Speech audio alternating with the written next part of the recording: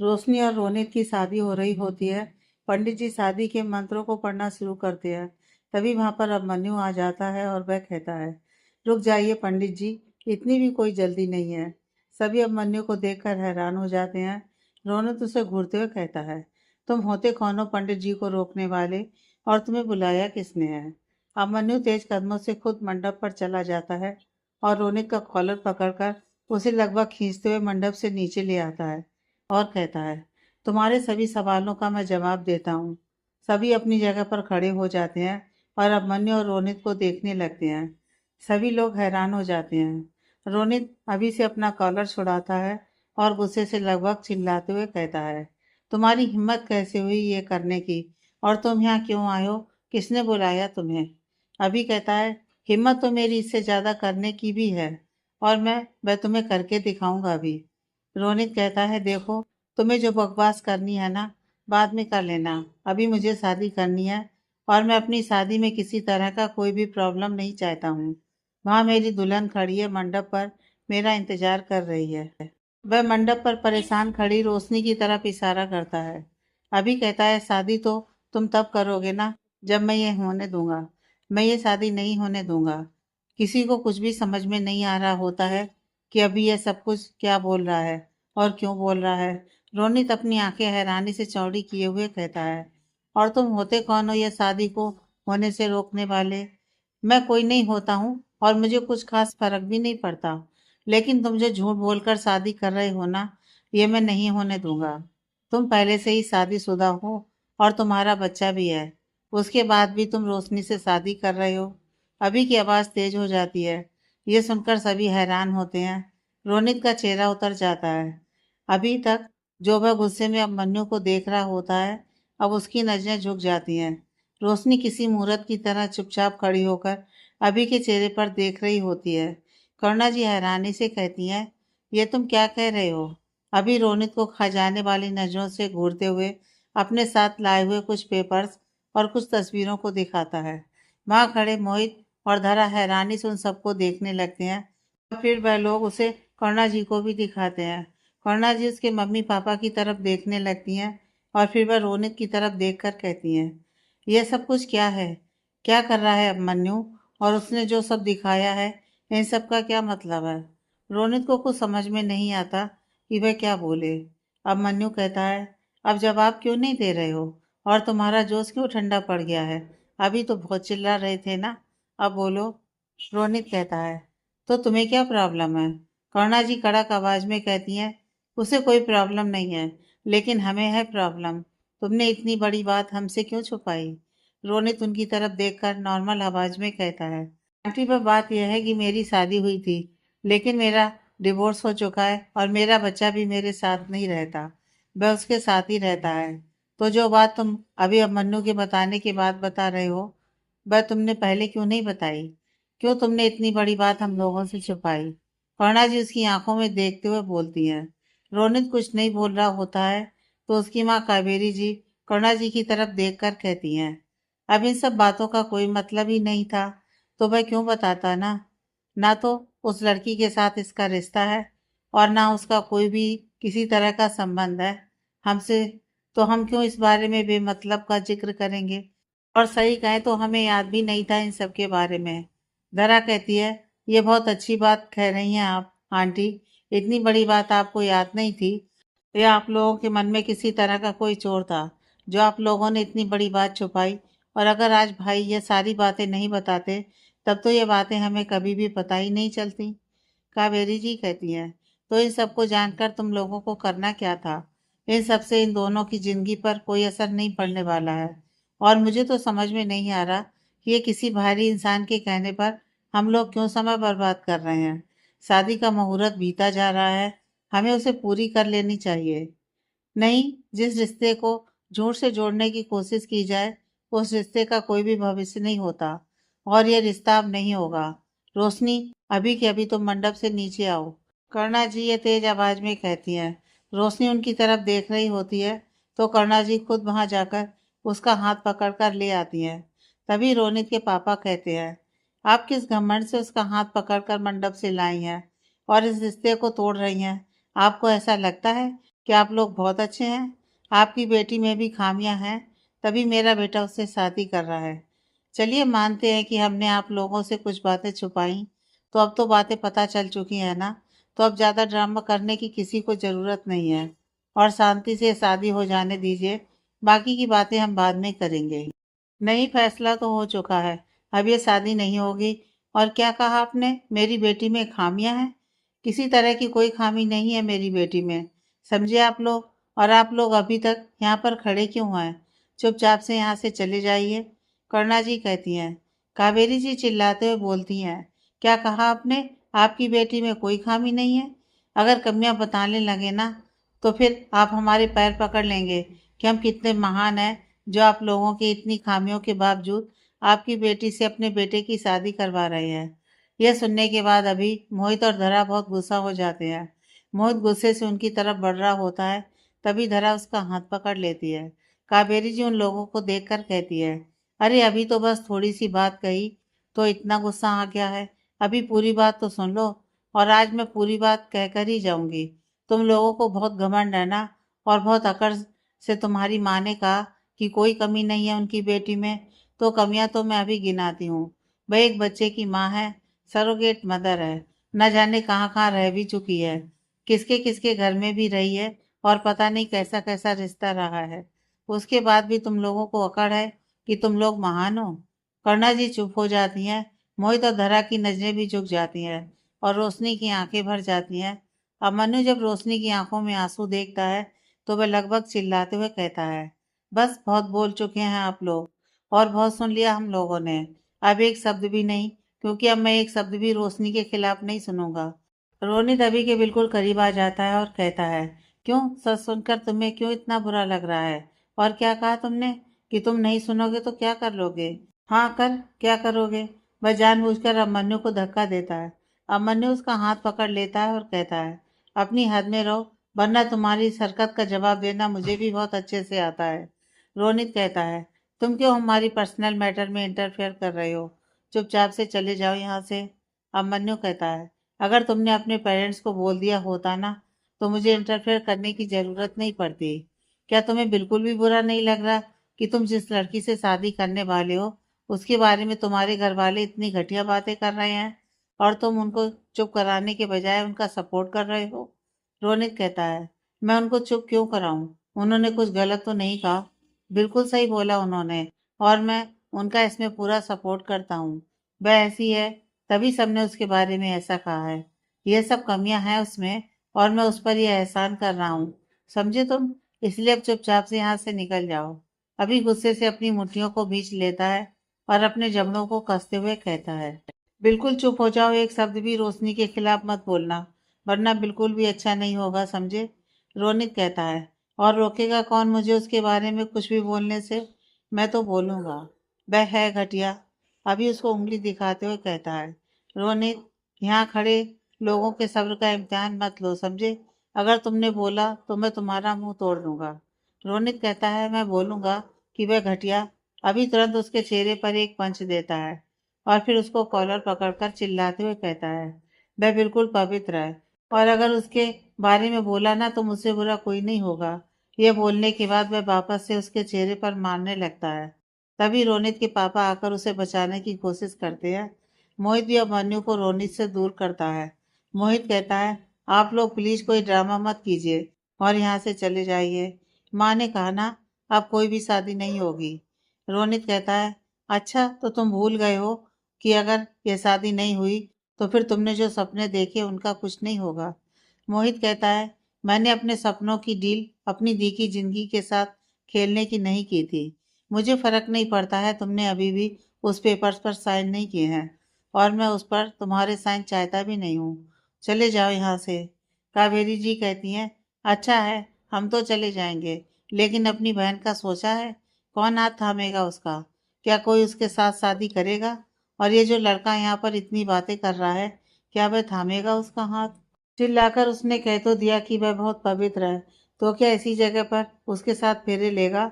बोलो, अगर इतनी ही तुम्हें उसकी परवाह है, तो तुम क्या उसका हाथ थामोगे? उससे शादी करने के लिए तुम तैयार होगे? अभी चुपचाप उनके चेहरे पर देखने लगता है। कावेरी जी हल्की मुस्कुराहट से करुणा जी की तरफ देखती हैं और कहती हैं, अभी तो आप रोशनी का हाथ पकड़कर लेकर आ गई थी मंडप से कि ये शादी नहीं करेगी। अब आप क्या सोच रही हैं? कौन शादी करेगा इससे? और रोशनी, तुम तब से चुपचाप क्यों खड़ी हो? ये लोग तुम्हारे सगे नहीं हैं जो तुम्हारी भलाई के लिए सोचेंगे। इस परिवार ने तो हमेशा तुम्हारा इस्तेमाल ही किया है और अभी भी शायद वही करने की कोशिश कर रहे हैं। ये तो चाहती हैं कि इनके बेटी और दामाद के अंश का तुम हमेशा ध्यान रखो, उनकी नज़रों के सामने रहो, लेकिन तुम्हारी जिंदगी है, फैसला तुम्हें करना है। रोनी जैसा लड़का तुम्हें नहीं मिलेगा, इसलिए इन लोगों की बातें मत सुनो और जो तुमने फैसला लिया है ना, उस पर अभी भी अडिग रहो और बिना कुछ सोचे हुए चुपचाप से मंडप पर वापस बैठ जाओ। रोशनी उनकी तरफ देखने लगती है तो कावेरी जी कहती हैं, हाँ सोच लो, अगर तुम्हारी शादी आज नहीं होगी ना, तो फिर कभी भी कोई भी तुमसे शादी नहीं करेगा। सोचो, सारा सच जानने के बाद हमारा दिल बड़ा है जो हम तुम्हें स्वीकार कर रहे हैं, वरना कोई भी परिवार नहीं स्वीकार करेगा। हाँ, रोनित की शादी हुई थी, एक नहीं दो दो शादी हुई थी, लेकिन कोई नहीं है उसके पास। लेकिन अब अगर कोई तुम्हें अपनाएगा ना, तो वह उसके बच्चे को भी तुम्हें अपनाना होगा। उस तरह से तुम अपनी जिंदगी नहीं जी पाओगी। सोच लो, अपनी जिंदगी को आज बर्बाद मत करो। रोनित के चेहरे पर एक कुटिल मुस्कुराहट होती है। करुणा जी रोशनी के चेहरे पर देखने लगती हैं, लेकिन रोशनी के चेहरे पर कोई भी भाव नहीं होता। रोनित कहता है, मॉम, आप इसके साथ बात क्या कर रही हैं? ये मेरे साथ शादी जरूर करेगी ही, इसको मेरे अलावा कोई मिलेगा भी नहीं। यहाँ जो इसका बहुत ही ज्यादा वेल विशर खड़ा था, उससे जब आपने पूछा तो अभी तक उसने कोई जवाब भी नहीं दिया ना। इसी से यह साबित हो जाता है कि मैं हूँ जो इसके लिए सही हूँ। यह बोलकर वह रोशनी के पास आकर उसका हाथ पकड़ लेता है और उसे खींचते हुए मंडप की तरफ ले जाने लगता है। अभिमन्यु जाकर उसका हाथ पकड़ लेता है और कहता है, सोचना भी मत उसके साथ जबरदस्ती करने की। वह तुरंत उससे उसका हाथ छुड़ा देता है और उसको रोशनी से दूर करके कहता है, रोशनी की शादी तुमसे कभी भी नहीं होगी। कावेरी जी कहती हैं, अच्छा, क्यों, तुम करोगे उससे शादी? अभी तेज आवाज में कहता है, हाँ मैं करूँगा और अभी के अभी ही ये शादी करूँगा। और आप लोगों ने जो अभी अपनी हदें पार की है ना, उसके बारे में बोलने की, वह उसको भी मैं गलत साबित करूँगा। करुणा जी अब मन्नू की तरफ देखने लगती हैं तो अभी उनकी तरफ देखकर इशारे से इजाजत लेता है तो करुणा जी की आंखें भर जाती हैं और वह अपनी पलकें झपका देती हैं। अब मन्नू बिना एक पल भी गंवाए हुए रोशनी का हाथ पकड़ लेता है। रोशनी वह चुपचाप अब मन्नू के चेहरे पर देखने लगती है, अभी उसकी तरफ नहीं देखता है और वह उसका हाथ पकड़कर मंडप पर ले जाता है।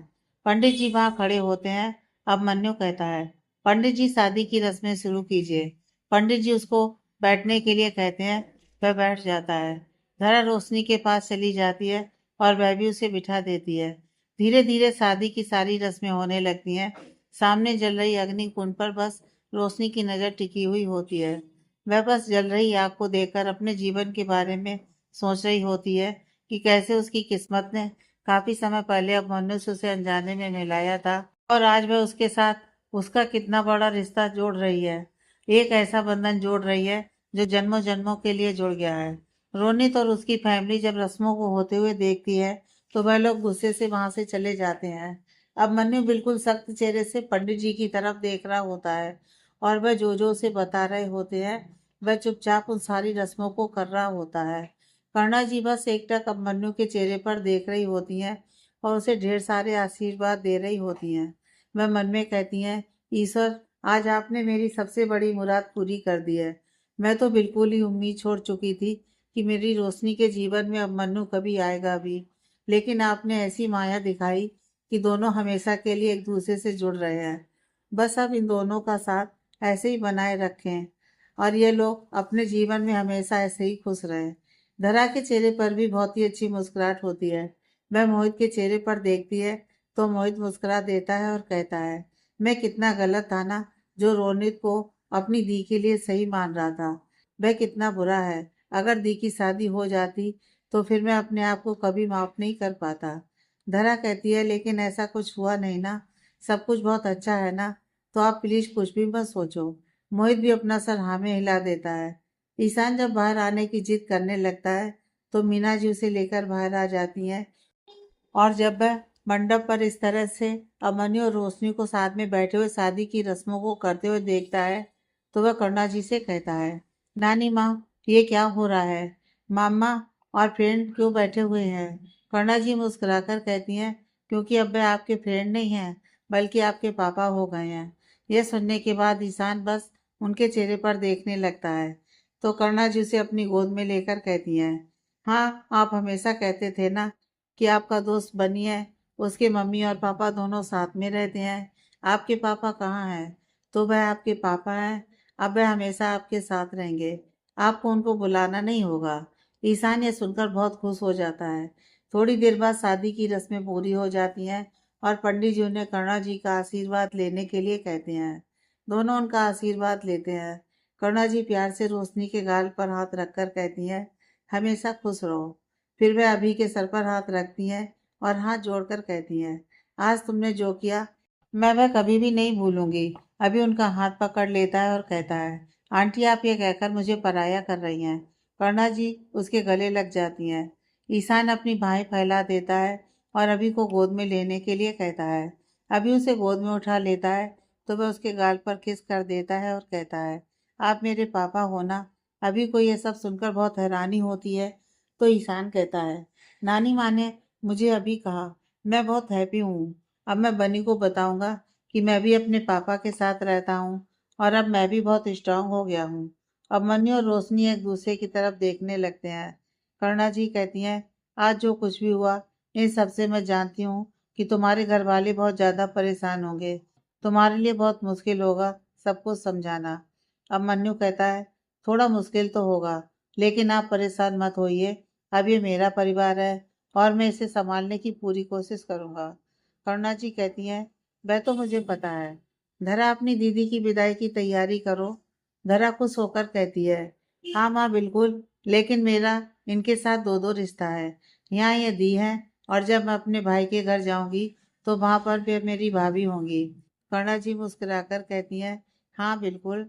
रोशनी के मन में कई तरह की बातें चल रही होती हैं और सबसे ज्यादा उसे यह बात परेशान कर रही होती है कि जब अभिमन्यु उसे लेकर घर जाएगा तब क्या होगा, उसकी फैमिली का क्या रिएक्शन होगा।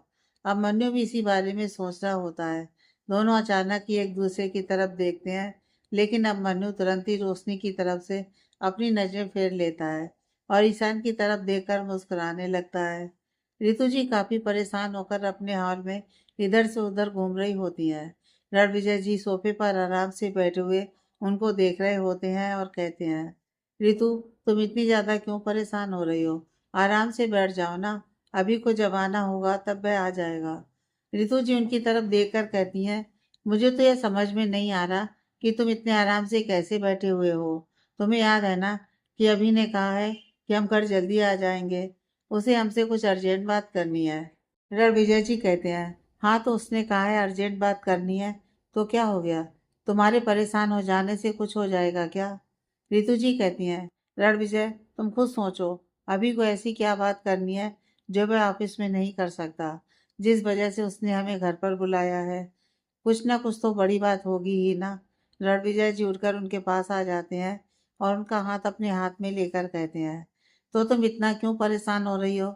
उसने कहा है वह थोड़ी देर में आ रहा है, तो आ जाएगा ना। चलो तुम आकर यहाँ बैठो। रितु जी कहती हैं, नहीं, जब तक अभी आ नहीं जाता और बात नहीं कर लेता ना, तब तक मुझे सुकून नहीं मिलने वाला है। रणविजय जी कहते हैं, तुम्हारे परेशान होने से कुछ नहीं हो जाएगा। वह तुम्हें परेशान देखेगा ना तो वह भी परेशान हो जाएगा। चलो आओ यहाँ पर बैठ जाओ। रणविजय जी उनका हाथ पकड़कर वहां सोफे पर बिठा देते हैं। रितु जी अब भी परेशानी से कुछ सोच रही होती हैं। इधर अभी ईशान के साथ हॉल में ही बैठा हुआ होता है।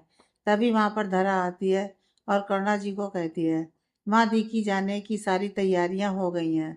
अब क्या हम लोगों को विदाई करवानी होगी? करुणा जी अपना सिर हाँ में हिला देती हैं। वे ईशान को अपने पास बुलाती हैं और अपनी गोद में बिठाकर कहती हैं, आप अपनी नानी माँ से बहुत प्यार करते हैं ना? उनकी सारी बात मानते हैं ना? ईशान अपना सिर हाँ में हिलाता है।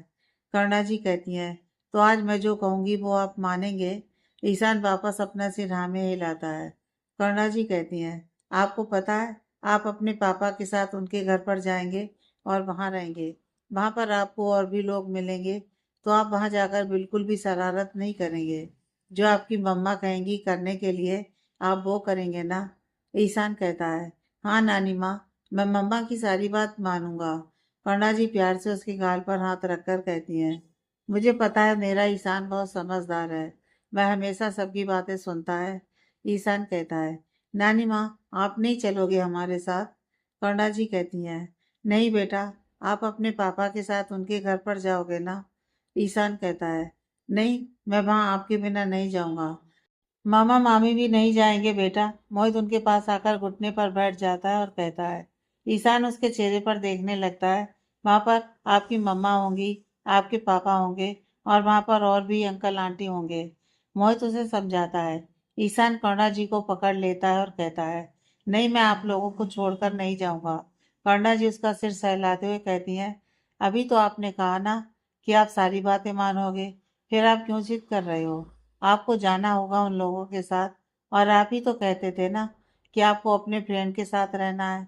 अब आप उनके साथ ही तो रहोगे ना? ईशान कुछ भी नहीं बोल रहा होता है। वह बस उनसे चिपका हुआ होता है।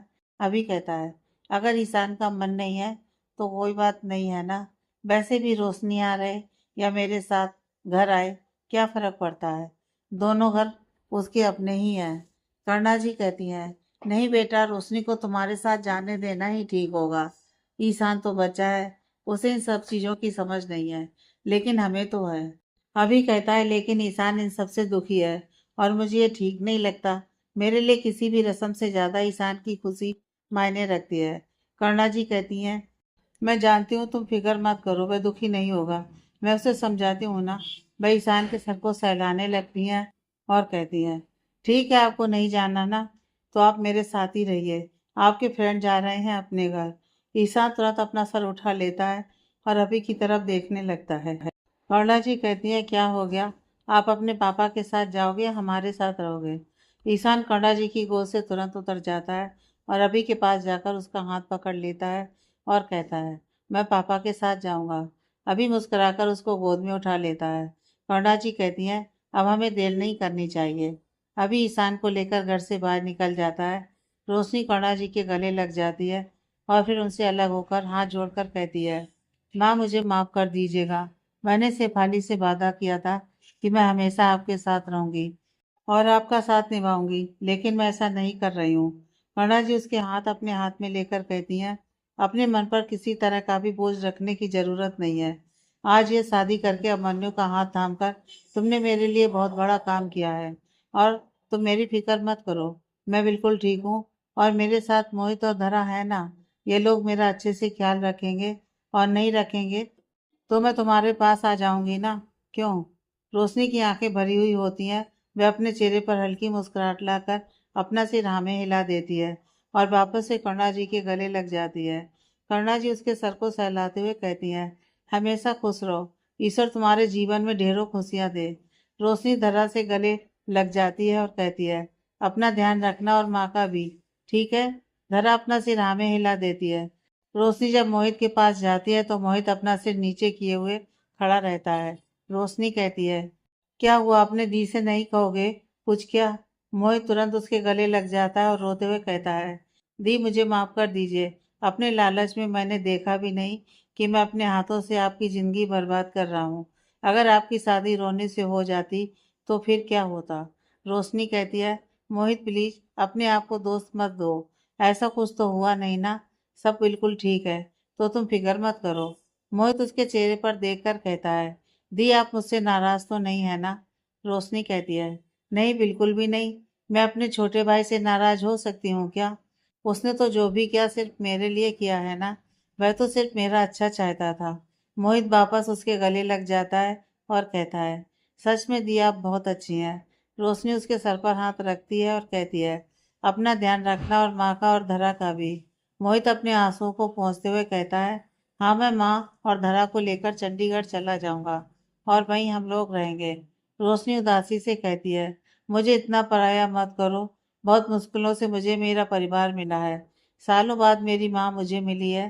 तुम लोग यहाँ से मत जाओ और ऑफिस में भी मैं अकेले कैसे सब कुछ संभालूंगी। माँ, आप मोहित को समझाइए ना कि वह यहाँ से जाने की बात ना करें। करुणा जी कहती हैं, तुम फिक्र मत करो, तुम्हारा भाई कहीं नहीं जाएगा, हमेशा तुम्हारे पास ही रहेगा। रोशनी मोहित के चेहरे पर देखने लगती है तो मोहित कहता है, हाँ माँ ने कह दिया है तो फिर जाने का कोई सवाल ही नहीं होता है। कर्णा जी रोशनी का हाथ पकड़ कर ले जाती हैं और अभिमन्यु के हाथ में उसका हाथ दे देती हैं और कहती हैं, वैसे तो तुम्हें यह सारी बातें मुझे कहने की ज़रूरत ही नहीं है, क्योंकि मैं जानती हूँ कि तुम हमेशा इसका ध्यान रखोगे और इसकी खुशियों का पूरा ख्याल रखोगे। लेकिन फिर भी माँ हूं ना, एक बार तसल्ली के लिए कहूंगी ही, बहुत खुशियां देना मेरी बेटी को और इसका पूरा ध्यान रखना। अभिमन्यु अपना सिर हाँ में हिला देता है। रोशनी वापस से कर्णा जी के गले लग जाती है। कर्णा जी उसके सर को चूमती हैं और कहती हैं, ध्यान रखना, ठीक है। रोशनी अपना सिर हाँ में हिला देती है। कर्णा जी ईशान के भी सर को चूमती हैं और भरे गले से अभिमन्यु की तरफ देखकर कहती हैं, अब तुम लोगों को निकलना चाहिए। वो लोग वहां से निकल जाते हैं। रोशनी की गोद में ईशान बैठा हुआ होता है। अभिमन्यु ड्राइव कर रहा होता है। कार में पूरा सन्नाटा होता है। रोशनी बाहर की तरफ देख रही होती है। ईशान उसकी गोद में कुछ देर बाद ही सो जाता है। जब अभी की नज़र ईशान पर जाती है तो वह रोशनी से कहता है, ईशान सो गया है, उसे ठीक से अपनी गोद में रखो। रोशनी उसकी तरफ देखती है और अपना सिर हाँ में हिलाती है। थोड़ी देर बाद रोशनी कहती है, अंकल और आंटी को आपने बताया है इस बारे में? अभी सामने की तरफ देखकर ही कहता है, नहीं, मैंने उनको घर पर बुलाया है, वह लोग आ गए हैं, घर पर ही बात करूंगा मैं उनसे। रोशनी कहती है, बहुत नाराज होंगे ना वह लोग? अभिमन्यु कहता है, नॉर्मल सी बात है, इसमें इतना क्या सोचना है। रोशनी उसके बाद कुछ भी नहीं बोलती है। वह बस अभिमन्यु के चेहरे पर देखती है, जिस पर उसे कोई भी भाव समझ में नहीं आ रहा होता है। कुछ देर बाद ही वह लोग घर पहुंच जाते हैं। रितु जी अभी भी हॉल में ही बैठी हुई होती हैं। वो जब अभी की गाड़ी की आवाज़ सुनती हैं तो रणविजय जी की तरफ देखती हैं। रणविजय जी कहते हैं, रिलैक्स, आ गया, वह बात कर लेगा। अभिमन्यु जब घर के अंदर आता है तो रितु जी और रणविजय जी दोनों ही उसको देखकर हैरान हो जाते हैं। अभिमन्यु की गोद में ईशान होता है, जो कि उसके कंधे पर सिर रखा सो रहा होता है और उसके ही साथ कदम से कदम मिलाकर रोशनी भी आ रही होती है। रितु जी और रणविजय जी दोनों को देखकर बहुत ही आसानी से समझ जाते हैं कि ये दोनों अभी शादी करके आ रहे हैं, क्योंकि रोशनी अभी भी शादी के जोड़े में होती है और अभिमन्यु के सिर पर टीका लगा हुआ होता है और हाथ में कलावा बंधा होता है। रितु जी और रणविजय जी बस एक दूसरे को देख रहे होते हैं। दोनों को समझ में नहीं आता कि वह लोग क्या बोले। अभिमन्यु वहां खड़ी इंद्राणी जी को इशारे से अपने पास बुलाता है और वे ईशान को उनकी गोद में दे देता है और धीरे से कहता है, मेरे कमरे में ले जाकर लिटा दीजिए और उसके पास ही रहिएगा। इंद्राणी जी अपना सिर हाँ में हिला देती हैं और उसे लेकर वहां से चली जाती हैं। अभिमन्यु रोशनी की तरफ देखता है और वह दोनों ऋतु जी और रणविजय जी के पास जाते हैं। ऋतु जी के चेहरे पर गुस्से का भाव होता है, लेकिन उससे भी ज्यादा उन्हें यह सब कुछ देखकर बुरा लग रहा होता है। उनकी आंखें लाल हो गई होती हैं। वह अपनी मुट्ठियों को भींचे हुए अभी की तरफ देखकर कहती हैं, अभी, क्या जो हम समझ रहे हैं वह सच है? क्या तुम इस लड़की से शादी करके आए हो? अभिमन्यु धीरे से कहता है, हाँ मम, मुझे इसी बारे में बात करनी थी। वह रितु जी उसके सामने अपना हाथ आगे करती हैं और कहती हैं, क्यों अभी, क्यों किया तुमने ऐसा? तुमने खुद के लिए इतना बड़ा फैसला ले लिया और हमें एक बार बताना जरूरी भी नहीं समझा? हम कितनी खुशी से तुम्हारे लिए रिश्ते देख रहे थे, और वो भी तुम्हारे कहने के बाद ही ना। और तुमने ये क्या किया? क्यों अभी, एक बार भी तुमने हमारे बारे में नहीं सोचा? क्या तुम्हें नहीं पता कि हमें यह सब कुछ जानने के बाद कितना बुरा लगेगा? जवाब दो अभी। रितु जी की आवाज तेज हो जाती है। अब मन्नू काफी उदासी से कहता है, मम प्लीज मुझे कहने का मौका तो दीजिए, ये सब कुछ बहुत अनजाने में हुआ। रितु जी कहती हैं, तो जैसे कॉल करके हमें तुमने ये कहा था कि घर आइए, अर्जेंट बात करनी है, वैसे ही बता सकते थे ना कि तुम शादी करने जा रहे हो। क्या इस लायक भी नहीं है हम लोग कि अपने बेटे के इतने बड़े पल में शामिल हो सकें? अभी कहता है, मॉम प्लीज मुझे कुछ बताने का मौका तो दीजिए। रितु जी कहती हैं, नहीं, इस बार नहीं अभी, इस बार तुमने बहुत हर्ट किया है मुझे। वैसे परेशान मत होना, हम तुम्हारी खुशी चाहते हैं और आगे भी हम तुम्हारी खुशी ही चाहेंगे। तुम इससे शादी करके लाए हो इस घर में, तो हम तुम्हारी खुशी के लिए इसे एक्सेप्ट कर लेंगे, लेकिन बहुत जल्दी ये सब कुछ नहीं होगा और मैं तुमसे उम्मीद करूंगी कि तुम कम से कम इतना तो समझोगे। रितु जी वहां से जाने लगती हैं। अभी कहता है, मॉम प्लीज एक बार तो मेरी बात सुन लीजिए। रितु जी उसकी तरफ पीठ किए हुए ही कहती हैं, नहीं अभी प्लीज मुझे अकेला छोड़ दो, इस वक्त मैं कुछ भी बात करना नहीं चाहती हूँ, क्योंकि इस वक्त मैं अगर बात करूँगी ना तो अपने गुस्से में बहुत कुछ कह जाऊँगी और फिर इस बात की तकलीफ तुम्हें भी होगी और मुझे भी। वह वहां से अपने कमरे में चली जाती हैं। अभी रणविजय जी की तरफ देख रहा होता है तो रणविजय जी कहते हैं, इस वक्त तुम्हारी मम बिल्कुल सही है। अभी तुम्हें ऐसा बिल्कुल नहीं करना चाहिए था। अरे एक बार तो बता देते ना कि तुम रोशनी से शादी करना चाहते हो, हम खुद तुम्हारी शादी उससे करवाते। तुम्हें इस तरह से हमसे झूठ बोलकर छुपाकर ये करने की जरूरत नहीं थी। अभी थोड़ा फ्रस्ट्रेट होकर कहता है, डैड आप भी नहीं सुनना चाहते हैं क्या? मैंने ऐसा क्यों किया? रणविजय जी कहते हैं, मैं जानता हूँ कि तुमने किसी कारण ही ये किया होगा, लेकिन फिर भी कोई भी कारण एक बार हमें बताने से तो नहीं रोक सकता ना। ऐसी तो है नहीं कि बस आंखें बंद किया और शादी हो गई। पूरा समय था तुम्हारे पास, अगर तुम चाहते तो हमें बता सकते थे, लेकिन तुमने हमें बताना जरूरी नहीं समझा। डैड अभी काफी मायूसी से बस इतना ही बोल पाता है। रणविजय जी अपना सिर नामे हिला देते हैं और वह एक बार रोशनी की तरफ देखते हैं, जो कि काफी उम्मीद से उनको देख रही होती है। फिर वह उसकी तरफ से तुरंत अपनी नजर हटा देते हैं और वह भी कमरे में चले जाते हैं। अभी अपने सिर पर हाथ रख लेता है और कहता है, मम डैड मैं कैसे समझाऊं आप लोगों को, मेरा ये करना बहुत इम्पोर्टेंट था। तभी वह देखता है कि रोशनी उन लोगों के कमरे की तरफ जा रही है। अभी उसका हाथ पकड़ लेता है और उसे लेकर अपने कमरे की तरफ जाने लगता है। रोशनी उसके चेहरे पर देख रही होती है। वह उसे अपने कमरे में ले आता है। वहां पर इंद्राणी जी ईशान के पास ही बैठी हुई होती हैं। वो अभी भी सो रहा होता है। उन लोगों को देखकर वह वहां से चली जाती है। अभी उसका हाथ छोड़ देता है और उसको उंगली दिखाते हुए थोड़ी सख्त आवाज में कहता है, वो मेरे मम डैड है और ये मेरा पर्सनल मैटर है। मैं इसे सुलझा लूंगा, तुम्हें इसमें इंटरफेयर करने की ज़रूरत नहीं है। और एक बात और, ये शादी सिर्फ लोगों के लिए है, मेरे लिए शादी का कोई मतलब नहीं है। मैं कल भी तुमसे उतनी ही नफरत करता था और आज भी उतनी ही नफरत करता हूँ। वैसे किस्मत भी बहुत अजीब है ना, कभी तुमने मेरा इस्तेमाल किया था ईशान को पाने के लिए, और आज किस्मत ने तुम्हारे जरिए ही मुझे ईशान से मिलवा दिया, वो भी हमेशा के लिए। इस शादी से मेरा रिश्ता सिर्फ ईशान के साथ है और किसी से नहीं। सबके सामने तो हमारा हस्बैंड वाइफ का ही रिश्ता होगा। जो रिस्पेक्ट तुम डिजर्व करती हो वह सब होगा, लेकिन मेरे लिए जो है वो सिर्फ ईशान है और कोई भी नहीं। रोशनी बस उसके चेहरे पर देख रही होती है। अभी वहां से ईशान के पास चला जाता है और प्यार से उसके सिर को सहलाता है और फिर उसकी हथेली पर किस कर देता है।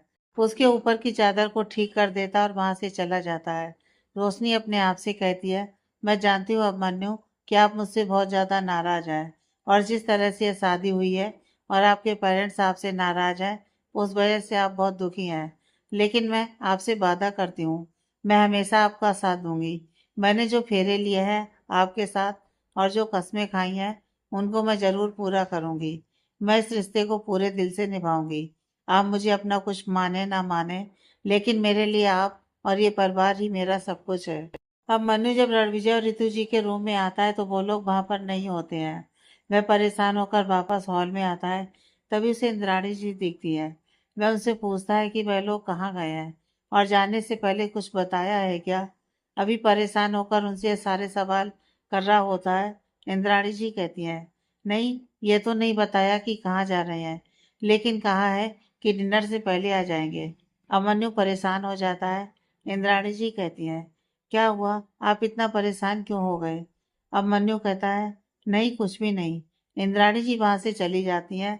अब मन्नू अपने आप से कहता है, मम डैड बहुत ज्यादा नाराज है, इसलिए वह लोग पता नहीं कहाँ चले गए। कॉल करके पूछो क्या? नहीं, हो सकता है किसी काम की वजह से गए होंगे और कहीं मेरी वजह से डिस्टर्ब ना हो जाए। अभी अपने आप को समझा तो लेता है, लेकिन फिर भी वह परेशान ही होता है। काफी समय से वह हॉल में ही बस इधर से उधर घूम रहा होता है। रोशनी भी थोड़ी देर बाद चेंज करके जब बाहर आती है और अब मन्नू को इस तरह से परेशान देखती है तो वह भी परेशान होने लगती है। इंद्राणी जी उसे वहां देखकर कहती हैं, कुछ चाहिए क्या बेटा आपको? रोशनी अपना सिर नामे हिला देती है और लेकिन उनकी तरफ देख रही होती है। इंद्राणी जी कहती हैं, क्या हुआ, कोई बात करनी है? रोशनी कहती है, वह अब मन्नू काफी परेशान लग रहे हैं। क्या हुआ, अंकल आंटी ने कुछ कहा है क्या उनसे? इंद्राणी जी कहती है, नहीं वो मैडम और सर घर पर नहीं है, वह लोग बाहर गए हैं तो वह इसलिए थोड़े परेशान हो रहे हैं। रोशनी कुछ भी नहीं बोलती है तो इंद्राणी जी कहती हैं, आपको परेशान होने की ज़रूरत नहीं है, धीरे धीरे सब ठीक हो जाएगा। वैसे मुझे बहुत अच्छा लग रहा है आपको इस घर में वापस देखकर। मैं तो ईश्वर से प्रार्थना करती थी कि आप इस घर में आ जाएं। वैसे भी अभी बाबा के लिए आपसे बेहतर तो कोई हो ही नहीं सकती है। अभी बाबा बहुत खुशनसीब है जिनकी लाइफ में आप हैं। रोशनी कहती है, नहीं, आप गलत कह रही हैं। मैं खुशनसीब हूँ जो अब मनु जैसे हमसफर मुझे मिले हैं और ये परिवार मिला है। रानी जी मुस्कुराकर उसके गाल पर हाथ रखती हैं और कहती हैं, हमेशा खुश रहिएगा, देखिएगा सब कुछ ठीक हो जाएगा। मैडम और सर थोड़े से नाराज हैं, लेकिन जल्दी सब अच्छा हो जाएगा। रोशनी अपना सिर हाँ में हिला देती है। इंद्राणी जी वहां से चली जाती हैं। रोशनी अब मन्नू को परेशान देखती है तो वह उसके पास बात करने के लिए जा रही होती है कि तभी वह ईशान के रोने की आवाज़ सुनती है। वह अपने सिर पर हाथ रखती है और कहती है, वो कमरे में अकेला है और इस घर में जब आया था तब वो सो रहा था। उसे पता भी नहीं चल रहा होगा कि वह कहाँ है। उसने थोड़े तेज कदमों से भागते हुए कमरे में जाती है तो देखती है ईशान बिस्तर पर बैठा हुआ रो रहा है। रोशनी तुरंत उसके पास जाकर उसे गोद में उठा लेती है। वह उसके सीने से चिपक जाता है और रोते हुए कहता है, मम्मा आप कहाँ चले गए थे? ये कहाँ हैं हम? रोशनी ईशान के सर को सहलाते हुए शांत करती है और फिर कहती है, हम आपके फ्रेंड के घर पर ही हैं। ईशान पूरे कमरे को देख रहा होता है।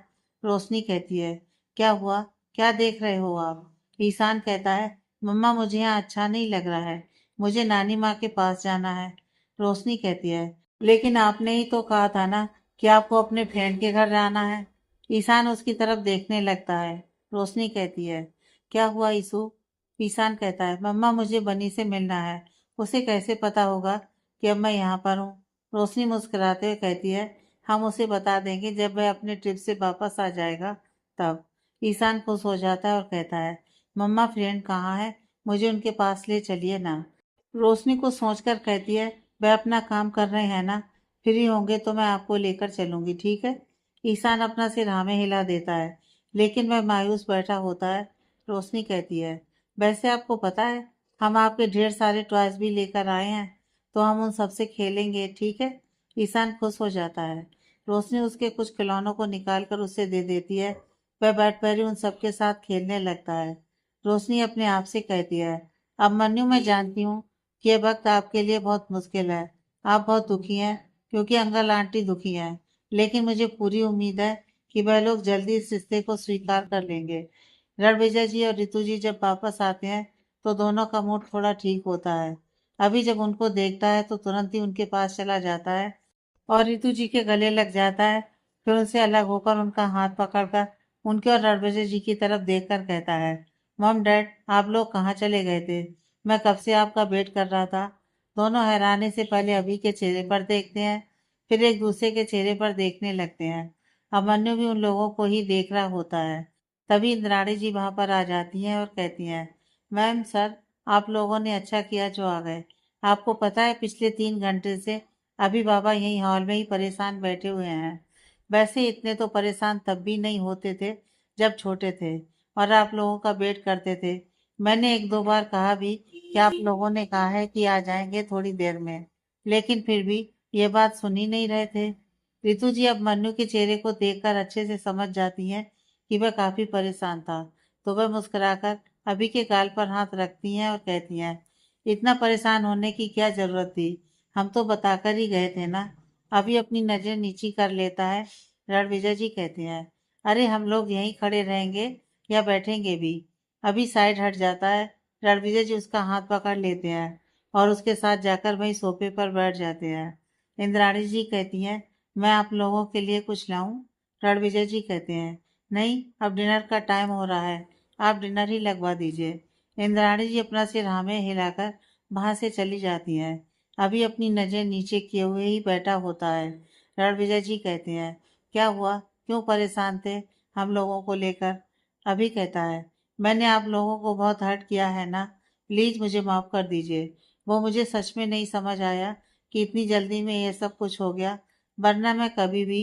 रितु जी कहती हैं, हमें पता है, धरा ने कॉल किया था, उसने सारी बातें बताई, तो तुम्हें कुछ भी कहने की जरूरत नहीं है। अब मनु उनके चेहरे पर देखने लगता है। रितु जी कहती हैं, वैसे भी मैंने तो तुमसे पहले ही कहा है कि वह तुम्हारी खुशी है, इसलिए हम तुम्हारी खुशी में खुश हैं। थोड़ा समय लगेगा इन सबको एक्सेप्ट करने में, लेकिन तुम्हारी खुशी के लिए वह भी सही। अभी की आंखों में आंसू होते हैं। वह उनको पोंछ कर कहता है, thank you so much mom dad. Ranvijay ji हल्का सा मुस्कुरा देते हैं। रितु जी कहती हैं, मुझे बहुत भूख लगी है, चलो डिनर करते हैं। अभी अपना सिर हाँ में हिला देता है। वह लोग डिनर के लिए जा ही रहे होते हैं, तभी ईशान भागते हुए वहां पर आता है और अभिमन्यु को पापा कहकर बुलाता है। वह दोनों वापस से अभिमन्यु के चेहरे पर देखने लगते हैं। ईशान की नज़र जब उन दोनों पर जाती है तो वह अभिमन्यु के पीछे छिप जाता है। अभी मुस्कुराते हुए उसको गोद में ले लेता है और कहता है, इस तरह से घबराने की जरूरत नहीं है, ये मेरे मॉम डैड हैं। ईशान अभी के कंधे पर सर रखकर उसे टाइटली पकड़ लेता है। अभी मुस्कुराते हुए उसकी पीठ को सहलाते हुए कहता है, आप देखो तो, इनसे भी फ्रेंडशिप करोगे ना। ईशान कुछ भी नहीं बोल रहा होता है। तभी वहां पर रोशनी भी आ जाती है। वह भी उन दोनों के चेहरे पर देख रही होती है। रितु जी कहती हैं, अभी रहने दो ना, अभी वह बच्चा है, एक दो दिन यहाँ रहेगा तो धीरे धीरे सबसे घुल मिल जाएगा। अभी मुस्कुरा देता है। रितु जी कहती हैं, चलो आओ डिनर के लिए। अभी अपना सिर हाँ में हिलाकर उनके पीछे जा रहा होता है। तभी ईशान अपना सिर उसके कंधे पर से उठा लेता है और कहता है, पापा मुझे बाहर घूमना है, आप चलो ना मुझे बाहर लेकर। मैं जब से आया हूँ तब से रूम में ही हूँ। अभी कहता है, लेकिन अब तो रात हो गई है ना, और डिनर का टाइम भी हो गया है, तो आप डिनर नहीं करेंगे। ईशान कहता है, मैंने डिनर कर लिया, मुझे घुमा दो ना। आपको पता है ना, मैं नानी माँ के साथ रात को तारे देखने के लिए जाता था, आप मुझे दिखाओगे ना। अभी मुस्कुराकर उसके गाल पर हाथ रखता है और कहता है, हाँ बिल्कुल। रितु जी कहती है, अभी खाना ठंडा हो रहा है, आकर डिनर करो। अब मन्नू कहता है, मम भाई ईशान जिद कर रहा है ना, मैं बस थोड़ी देर में उसे बाहर से घुमा कर ले आता हूँ, फिर मैं डिनर करता हूँ। तब तक आप लोग डिनर स्टार्ट कीजिए ना। अभी उसे लेकर बाहर चला जाता है। रितु जी गुस्से से अपनी मुट्ठियों को भींच लेती हैं। रोशनी को यह देखकर समझ में आ जाता है कि अब मन्नू के ऐसे करने की वजह से वह काफी नाराज हो गई हैं। रितु जी डिनर करने की बजाय अपने कमरे में चली जाती हैं। रणविजय जी भी उनके पीछे जाते हैं। रितु जी गुस्से से अपने सिंगल सोफे पर बैठी हुई बड़बड़ा रही होती हैं। ये क्या मतलब हुआ, एक छोटे से बच्चे के लिए अपनी मम की भी परवाह नहीं की। उसकी खुशी के लिए मैंने सब कुछ एक्सेप्ट कर लिया, और अभी उसे आए हुए चंद घंटे हुए हैं और अभी से ही उसने मुझे इस तरह से इग्नोर करना शुरू कर दिया। रणविजय जी उनके पास जाकर बैठते हैं और कहते हैं, क्या हुआ रितु, इतनी सी बात के लिए इतना क्या नाराज हो रही हो। रितु जी उनको देखकर कहती हैं, इतनी सी बात है इसमें, अभी हमारे लिए कितना परेशान था। मैंने उसकी आंखों में परेशानी देखी, लेकिन उसे छोटे से बच्चे की वजह से उसने सब कुछ भुला दिया। उसे ये बिल्कुल भी नहीं ध्यान में रहा कि उसकी मॉम डैड को उसके साथ बैठकर डिनर करना बहुत अच्छा लगता है। लेकिन नहीं, आज तो बस यही हुआ है, धीरे धीरे वह लोग हमारे अभी को हमसे पूरा छीन लेंगे। रणविजय जी कहते हैं, रितु तुम्हें पता भी है तुम क्या बोले जा रही हो। अच्छा तुम खुद बताओ, तुम ये इसलिए कह रही हो क्योंकि वह मन्नू की खुद का बच्चा नहीं है। अगर वह उसका बच्चा होता तो भी तुम वही कहती। रितु जी कहती हैं, नहीं तब मैं नहीं कहती, और तुम बिल्कुल सही समझ रहे हो, मैं इसलिए कह रही हूँ। रोशनी से शादी करने तक तो समझ में आता है, लेकिन एक बच्चा, वह भी रोशनी का भी नहीं है, तुम उसके साथ फ्यूचर नहीं देख रहे हो। रणविजय सब कुछ बहुत उलझ जाएगा। रणविजय जी उनके हाथ पर हाथ रखकर कहते हैं, कुछ नहीं उलझेगा, हमारा अभी बहुत समझदार है, वह अपनी समझदारी से सब कुछ ठीक कर लेगा। रितु जी कहती हैं, और अगर नहीं कर पाया तो, अगर ये सारी परेशानियां बढ़ती चली गई तो, हमारे अभी का बचपन हमारी वजह से ही बहुत अच्छा नहीं रहा। बड़ा हुआ वह तब भी हम उसे खुशियां नहीं दे पाए, कम से कम अब तो उसकी लाइफ में खुशियां आनी चाहिए ना, या अभी भी वह ऐसे ही परेशानियों में उलझा रहेगा। रणविजय जी कहते हैं, रितु मुझे तो तुम्हारी बात समझ में नहीं आती। एक तरफ तुम कह रही हो कि हमें अभी की लाइफ में ढेर सारी खुशियां लानी है, और दूसरी तरफ तुम ऐसे रिएक्ट कर रही हो जिससे अभी को सिर्फ तकलीफ होगी। मैं जानता हूँ कि यह सब कुछ संभालना इतना आसान नहीं है, लेकिन हमें अभी का साथ देना होगा ना। रितु जी कहती है, तो तुम क्या चाहते हो, मैं बाहें फैलाकर रोशनी और उसके बच्चे को एक्सेप्ट कर लूं। रणविजय जी कहते हैं, इसमें कोई बुराई तो नहीं है। रितु जी कहती है, मुझसे इतनी जल्दी ये सब कुछ नहीं होगा। रणविजय जी कहते हैं, तो कोई तुम्हें नहीं कह रहा कि तुम जल्दी करो, तुम अपना पूरा समय लो, लेकिन अभी को इन सबसे हट नहीं होना चाहिए। रितु जी अपना सिर हाँ में हिला देती हैं। रणविजय जी कहते हैं, तो चलो डिनर के लिए, वरना अभी बाहर से आएगा और देखेगा हम नहीं हैं तो उसे बुरा लगेगा। रितु जी अपना सिर हाँ में हिला देती हैं और वह डिनर के लिए आ जाते हैं। रोशनी अभी भी हॉल में ही खड़ी होती है। वह जब उन लोगों को डिनर के लिए आते हुए देखती है तो वह वहां पर चली जाती है।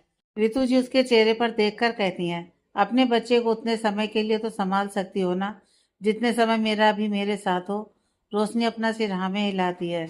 रणविजय जी रितु जी को कुछ कहना चाहते हैं तो रितु जी अपना हाथ उनके सामने करती हैं और फिर वह रोशनी को कहती हैं, तो जाओ, बाहर ही बैठे हुए होंगे, अभी को हमारे पास यहाँ डिनर के लिए भिजवा दो।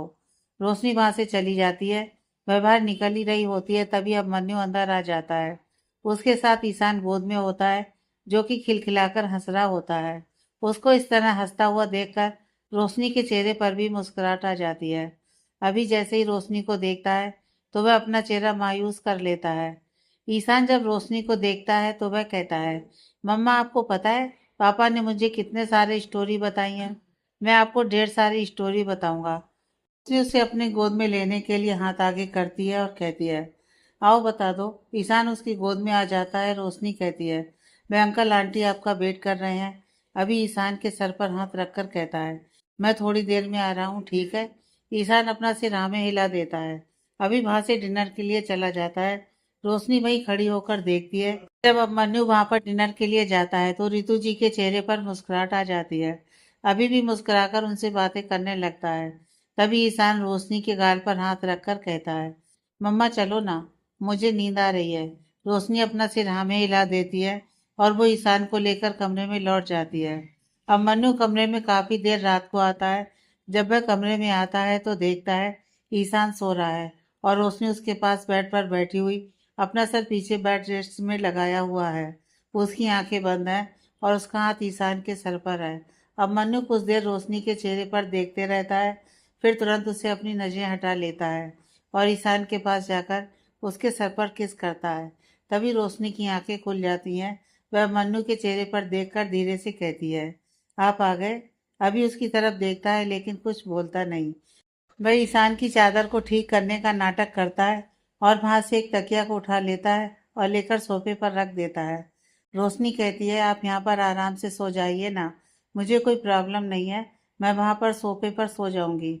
अब मन्नू उसकी तरफ देखकर कहता है, लाइट ऑफ कर दो, मुझे नींद आ रही है, बहुत रात हो गई है। रोशनी कहती है, मुझे सच में कोई परेशानी नहीं है, आप प्लीज यहाँ आकर आराम से सो जाइए ना।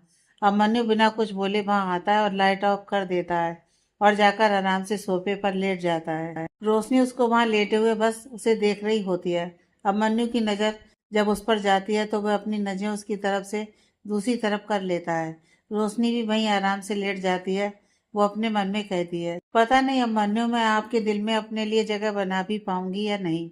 मेरी गलतियां तो सच में माफी के लायक नहीं है, लेकिन आपको मुझे एक मौका तो देना चाहिए ना। आपको मुझसे इस तरह से बेरुखी नहीं करनी चाहिए। रोशनी की आंखें भर जाती हैं। वह अपने आंसुओं को पोंछती है, लेकिन रोने की वजह से उसकी सिसकियां निकलने लगती हैं। उसे इस बात का बिल्कुल भी एहसास नहीं होता। अब मन्नू जब उसकी सिसकियों को सुनता है तो वह उठकर बैठ जाता है और जानबूझकर पानी पीने के बहाने वह लाइट को ऑन करता है। जैसे ही लाइट ऑन होती है तो रोशनी तुरंत अपने आंसुओं को पोंछती है। अभी उसे आंसुओं को पोंछते हुए देख लेता है। वह पानी को गिलास में डाल रहा होता है, लेकिन उसकी नज़र रोशनी पर ही होती है और पानी गिलास में जाने की जगह नीचे फर्श पर जा रहा होता है। रोशनी जब पानी के नीचे गिरने की आवाज़ सुनती है तो वह उधर देखती है और कहती है, पानी नीचे गिर रहा है। अभी हैरानी से कहता है, क्या? रोशनी इशारे से दिखाती है तो अभी वह देखकर गिलास में पानी सही से डालने लगता है और तुरंत पानी पीकर लाइट ऑफ करके वापस से आकर वहीं सोफे पर लेट जाता है। रोशनी को अब मन्नू के इस बिहेवियर से थोड़ा सा अच्छा तो लगता है। वह अपने मन में कहती है, शायद मैं गलत सोच रही थी, यह करवाट मुझे दिखाने के लिए है। आप दिल से मुझसे नफरत नहीं करते हैं, क्योंकि अगर आप दिल से मुझसे नफरत करते ना तो मेरे इस तरह से रोने से या ऐसी तकलीफ में आने से आपको कोई फर्क नहीं पड़ता। सुबह अब मन्नू को ऐसा लगता है जैसे कोई उसके गालों को सहला रहा है। अभी की जब आंखें खुलती है तो वह सामने ईशान को देखता है। ईशान उसे देखकर मुस्कुरा देता है। अभिमन्यु के चेहरे पर भी बहुत अच्छी मुस्कुराहट आ जाती है। वह उठकर बैठ जाता है। ईशान कहता है, ईशान तो कब का उठ गया, आप अभी तक सो रहे हो। अभी उसे अपनी गोद में लेकर अपने पैर पर बिठा लेता है और कहता है, हाँ कल देर रात को सोया ना इसीलिए। ईशान कहता है, लेकिन नानी माँ कहती है देर तक सोना बैड हैबिट होती है। अभिमन्यु कहता है, ओ मुझे तो पता ही नहीं था। कोई बात नहीं, आज से मैं ऐसा बिल्कुल भी नहीं करूंगा। खुश होकर कहता है, ईशान के अच्छे पापा। अभिमन्यु मुस्कुराकर अपना सिर हाँ में हिला देता है। तभी रोशनी वहां पर आती है। मैं उन दोनों को इस तरह से देखकर बस मुस्कुरा रही होती है। तभी ईशान रोशनी को देखता है और कहता है, मम्मा मैंने पापा को भी जगा दिया, अब हम लोग खेलेंगे ना। रोशनी कहती है, नहीं आप चलिए, मैं आपको पहले तैयार कर देती हूँ, उसके बाद आप कहीं जाएंगे। ईशान कहता है, नहीं मैं तो पापा के साथ खेलूंगा ना, आपको पता है यहाँ बहुत अच्छा गार्डन है। पापा ने कल कहा था कि हम लोग उसमें फुटबॉल खेलेंगे, है ना पापा। अमन्यु अपना सिर हाँ में हिला देता है। रोशनी कहती है, उनको अभी ऑफिस जाना है, वह ऑफिस से आएंगे ना, फिर आपके साथ खेलेंगे। आप आइए इधर मेरे पास। ईशान अभिमन्यु को पकड़ लेता है और कहता है, नहीं मैं नहीं आऊँगा, मैं पापा के साथ ही रहूँगा। पापा आप मेरे साथ रहोगे ना, मेरे साथ खेलोगे ना। अभिमन्यु कहता है, हाँ बिल्कुल मैं आपके साथ खेलूँगा, लेकिन मुझे थोड़ा सा काम करना है, तो मैं वह काम ख़त्म करके फिर आपके पास आ जाऊँगा। और यहाँ पर बहुत से लोग हैं, मैं सबको बता दूँगा कि वह लोग आपके साथ खेले, ओके। ईशान उदास होकर रोके कहता है, अभी उसके सिर पर हाथ रखकर कहता है, आपने मुझसे प्रॉमिस किया था ना कि आप ऐसे सेट नहीं होंगे, फिर आप इस तरह से क्यों सेट हो गए। ईशान धीरे से कहता है, ईशान सेट नहीं है, लेकिन मुझे पापा के साथ खेलना था। अभिमन्यु कहता है, ठीक है तो फिर हम थोड़ी देर अभी खेलेंगे, चले। ईशान कहते हैं, नहीं अभी तो धूप है, नानी माँ कहती हैं कि धूप में नहीं खेलते। अभी कहता है, तो फिर शाम को मैं जल्दी आ जाऊंगा, फिर हम लोग खेलेंगे, ओके। ईशान को सो जाता है। अभी कहता है, आप रेडी हो जाओ, मैं भी रेडी हो जाता हूँ, फिर हम लोग ब्रेकफास्ट करेंगे, ओके। ईशान अपना सिर हाँ में हिला देता है। अभी तिरछी नजरों से रोशनी को देखता है और वो वहां से रेडी होने के लिए चला जाता है। करुणा जी ब्रेकफास्ट टेबल पर बैठी होती हैं और मोहित भी होते हैं। सभी के सामने खाना होता है, लेकिन वह लोग बस चेहरे को उदास किए हुए बैठे होते हैं। मीना जी कहती हैं, क्या बात है, आज आप लोगों को खाना पसंद नहीं आ रहा क्या। करुणा जी उनकी तरफ देखकर कहती हैं, नहीं ऐसी बात नहीं है, खाना ठीक है, बस घर कितना सुना सुना लग रहा है ईशान के बिना। रोशनी भी नहीं है, ना तो उसकी कोई डांट सुन रही हूँ और ना ही उसकी कोई जिद की माँ खाना खा लीजिए, माँ दवा ले लीजिए, इसलिए सब कुछ खाली खाली सा लग रहा है। धरा कहती है, हाँ माँ ये तो आप बिल्कुल सही कह रही हैं। आपको पता है मैं हर रोज सुबह आराम से उठती हूँ कि दी ने सब कुछ तो मैनेज कर दिया होगा, और आज काफ़ी जल्दी मेरी नींद खुल गई, क्योंकि कल रात को ही मैंने अपने आप से कहा था कि अब सारी जिम्मेदारियां मुझे ही निभानी है, और उठने के बाद भी समझ में नहीं आया कि क्या करूं, कैसे करूं। मोहित कहता है, सच में दी और ईशान के बिना घर में कितना अजीब सा लग रहा है ना। दी को कॉल करूं क्या। पंडा जी कहती हैं, नहीं कोई ज़रूरत नहीं है, अभी वह नए परिवार में गई है, अभी उसे बहुत कुछ संभालना है। उससे ठीक से बात भी नहीं हुई, पता नहीं रितु जी और रणविजय जी उससे ठीक से बात भी कर रहे होंगे या नहीं। धरा कहती है, माँ मैंने बुआ जी से बात की थी और उन्हें बताया कि सब कुछ कैसे हुआ। उन्होंने मुझसे कहा कि वह ज़्यादा उन लोगों से नाराज नहीं है, लेकिन फिर भी उन लोगों को बताना चाहिए था उनको। करुणा जी कहती है, हाँ माता पिता हैं तो इतना तो उनका हक है ही। मोहित कहता है, तो दी से बात करने दीजिए ना, ईशान से मिले बिना ऑफिस जाऊंगा तो वैसे भी मेरा मन बिल्कुल भी नहीं लगेगा वहां पर, एक बार बात कर लूंगा बस। करुणा जी कहती हैं, मैंने कह दिया ना, नहीं तो नहीं, रोशनी जब फ्री होगी तो खुद कॉल करेगी। तभी करुणा जी का फोन बजता है, वह देखती है तो रोशनी का कॉल होता है।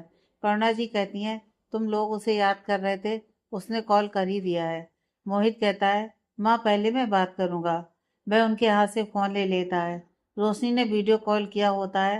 रोशनी जब मोहित को देखती है तो घबराती हुई कहती है, मोहित तुमने कॉल रिसीव किया है, माँ कहाँ है, माँ की तबीयत तो ठीक है ना। जरूर उन्होंने दवाइयाँ नहीं ली होंगी, मैंने तुम लोगों से कहा था ना कि तुम लोग ध्यान रखना उनका। और धरा कहाँ है, मैं उसे बताकर आई थी ना कि माँ की सुबह की दवाई दे देना, वरना उनकी तबीयत खराब हो जाती है। मोहित कुछ कहने की कोशिश कर रहा होता है, लेकिन रोशनी उसकी बात सुन नहीं रही होती है। तभी वह कैमरा को बैक करके करुणा जी को दिखा देता है और कहता है, दी माँ बिल्कुल ठीक है, देखिए यहाँ है। वह तो एक्साइटमेंट में मैंने फ़ोन ले लिया कि मुझे आपसे बात करनी है, ईशान को देखना है, और आप मुझे ही बातें सुनाने लगी। रोशनी जैसे उसकी बातों को सुनती ही नहीं है, वो कहती है, माँ आप ठीक तो है ना? करुणा जी कहती हैं, हाँ बेटा, मैं बिल्कुल ठीक हूँ। मोहित फ़ोन लेकर करुणा जी के पास आ जाता है और उनके पीछे जाकर खड़ा हो जाता है। धरा भी उनके पीछे खड़ी होती है। मोहित कहता है, दी देख लीजिए माँ बिल्कुल ठीक है। रोशनी कहती है, सॉरी, मैंने देखा नहीं, तुमने कॉल उठाया ना तो इसलिए मैं परेशान हो गई। मोहित कहता है, तो परेशानी तो नहीं होना होता है, आप छोटी छोटी बातों पर इतना परेशान हो जाती हैं। रोशनी कहती है, अच्छा अब नहीं होंगी। करुणा जी कहती हैं, तुम ठीक तो हो ना बेटा? रोशनी कहती है, हाँ माँ मैं बिल्कुल ठीक हूँ, और ईशान भी बिल्कुल ठीक है। करुणा जी कहती हैं, वह वहाँ जाकर बहुत खुश होगा ना? रोशनी कहती है, हाँ माँ वो बहुत खुश है। आपको पता है अब मन्नू को तो बिल्कुल छोड़ता ही नहीं है, बहुत सारी डिमांड करता है, हमेशा खेलने के लिए, हमेशा उसके साथ समय बिताने के लिए कहता है। और अब मन्नू भी कहते हैं कि हाँ बिल्कुल खेलेंगे। आपको पता है अब मन्नू ने सारे स्टाफ का काम लगा दिया है, सब ईशान को खुश करने में ही लगे हुए हैं। अभी एक दिन में ही ऐसा लग रहा है जैसे ईशान की कितनी पुरानी यहाँ सभी के साथ पहचान है। करुणा जी रोशनी के चेहरे की मुस्कुराहट को देखकर बहुत ही ज्यादा खुश हो रही होती हैं। वह बस चुपचाप उसे देख रही होती हैं। रोशनी कहती है, क्या हो गया माँ? करुणा जी कहती है, बस तुम्हारे चेहरे की मुस्कुराहट देख रही हूँ, और वो देखकर मुझे बहुत अच्छा लग रहा है। वैसे बेटा रितु जी और रणविजय जी का व्यवहार कैसा है? वह लोग तुमसे ज्यादा नाराज तो नहीं है ना? रोशनी कहती है, नहीं माँ वो लोग मुझसे बिल्कुल नाराज नहीं है, उन्होंने मुझे कुछ कहा भी नहीं है, उन्होंने बस अभिमन्यु से कहा, लेकिन अब वह लोग भी नॉर्मल हैं और सब ठीक है। धरा कहती है, और दी भाई ने आपको क्या गिफ्ट दिया आपकी मुंह दिखाई पर? रोशनी का चेहरा उदास हो जाता है। धरा कहती है, क्या हुआ, मैंने कोई गलत सवाल पूछ लिया क्या? रोशनी कहती है, नहीं तुमने कुछ गलत सवाल नहीं पूछा है, सब कुछ इस तरह से अचानक हुआ कि अभी तो हम दोनों ही इस बात को नहीं समझ पा रहे हैं। मैं और अभिमन्यु कल इस बात को लेकर कितना हंसे। हम लोगों ने एक दूसरे को कहा कि यह सब कुछ कैसे अचानक हो गया। वैसे तो यह बात हंसने वाली नहीं है, लेकिन फिर भी कैसे कुछ ही देर में हमारा रिश्ता बदल गया। ये बोलते हुए रोशनी की आंखें भर जाती हैं। वह कहती है, माँ ईशान नीचे शोर मचा रहा है, मैं जरा देख कर आती हूँ, वरना वह इसी तरह सबको परेशान करता रहेगा। रोशनी तुरंत कॉल कट कर देती है। करुणा जी इस बात को नहीं समझ पाती, उन्हें रोशनी की खुशी देखकर बहुत खुशी हो रही होती है। मोहित कहता है, माँ अब तो आपकी फिक्र दूर हो गई ना? करुणा जी कहती है, हाँ अब मैं बहुत खुश हूँ, हमेशा यही सोचती थी कि बस उसका जीवन सुखी हो जाए, और ये देखकर मुझे बहुत अच्छा लग रहा है। उनसे बात करने के बाद रोशनी की आंखों से आंसू बहने लगते हैं। अब मन्नू वहाँ खड़ा होकर रोशनी की कुछ बातों को सुनता है, और उसने जो वह झूठ बोला होता है वह सुनने के बाद उसे थोड़ा सा बुरा लगता है, लेकिन फिर वह वहां से चला जाता है। आगे की कहानी नेक्स्ट पार्ट में।